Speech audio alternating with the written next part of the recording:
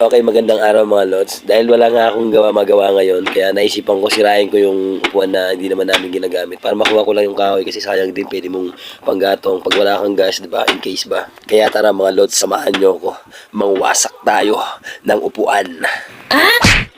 Medyo tuyo-tuyo naman kasi yung kahoy nito kaya sigurado maliyab.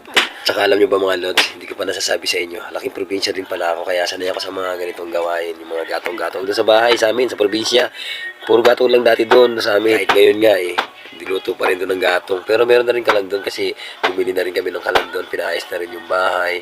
At susunod nga pala mga lods, pagpunta ko ron, makikita niyo yung bahay namin doon. Simpleng bahay lang din naman yung probinsya talaga. Pero sa ngayon, di pa ako makakapunta kasi wala pang budget. Kasi kailangan may budget ka rin doon pag pumunta ka kasi pagpunta mo doon, paluwal ka, siyempre, tayo wala pa naman tayong budget, simple tao pa tayo ngayon. Basta, makakapunta rin tayo dyan. Darating din tayo dyan, makakauwi rin tayo pag sa tamang panahon. Pero nung nakaraan po, nakapunta po ako ng Bicol, pero hindi po sa amin, bali dito lang sa Bungad. Ragay lang yun Pero Camarines Sur daw yun, Ragay Camarines Sur. Kaya medyo may kalayuan sa amin yun.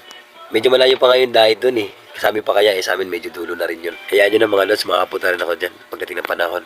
Medyo nakakamiss na kasi yung dati kong ginagawa dun. Yung mangunguha ng kahoy, tapos mangunguha ng nyog, tapos mangiibon. Nakakamiss yung mga ganun. Tapos paggabi, kukuha ka ng isda. Yung mga isda nakaiga lang.